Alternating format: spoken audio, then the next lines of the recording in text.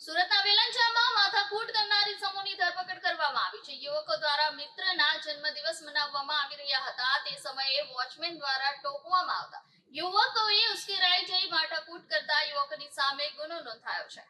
આ ઘટનામાં યુવકો દ્વારા અસભ્ય વર્તન કરવામાં આવ્યું હોવાના સીસીટીવી ફૂટેજ સોશિયલ મીડિયા પર વાયરલ થયા હતા। વાયરલ થયેલા વિડીયોના આધારે ઉત્તરાયણ પોલીસે તપાસ હાથ ધરી હતી।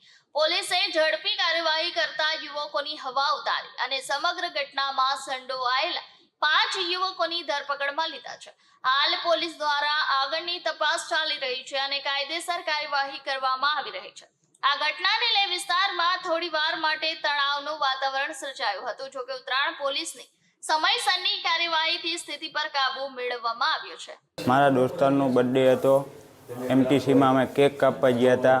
ત્યાં વોચમેન કાકા આવ્યા, અમને એમ કીધું કે તમે બહાર જતા રહો અને વોચમેન કાકા હતા અમે ગેરવર્તન કર્યું હતું। એ અમારી ભૂલ છે। આવી ભૂલ કોઈ ન કરતા, બીજા કોઈ આવી ભૂલ ન કરતા। કાયદામાં રહેશો તો ફાયદામાં રહેશો।